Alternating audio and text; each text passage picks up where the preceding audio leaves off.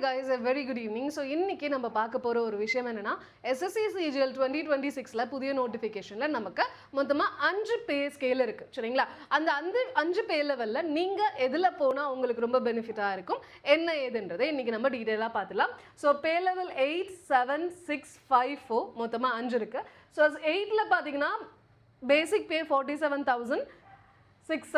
இது பேசிக் பே இல்லாமல் நமக்கு டியர்னஸ் அலவன்ஸ் இருக்குது, ஹவுசிங் ரெண்ட் அலவன்ஸ் இருக்குது, ட்ராவல் அலவன்ஸ் இருக்குது, ஸ்பெஷல் அலவன்ஸ் இருக்குது. அது எல்லாமே சேர்த்து மினிமம் ஒரு 70 ஆச்சும் வந்துடும். மினிமம் சொல்கிறேன் சரிங்களா.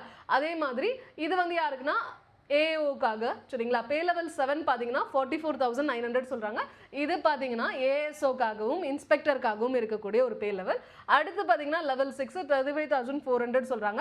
இது வந்து ஜேஎஸ்ஓக்கும் அடுத்து எஸ்ஐக்கும் அடுத்து பார்த்தீங்கன்னா சூப்பரிண்டென்டென்ட்க்கும் இருக்கக்கூடிய போஸ்டிங்கு. அடுத்து பார்த்தீங்கன்னா பே லெவல் 5 this is 29,200. இது பார்த்தீங்கன்னா ஜூனியர் அக்கௌண்டன்ட் என்ற போஸ்டிங்காக இருக்கக்கூடியது. அடுத்து பே லெவல் 4 இது பார்த்தீங்கன்னா போஸ்டல் அசிஸ்டன்ட் சார்ட்டிங் அசிஸ்டன்ட் அதுக்காக இருக்கக்கூடியது.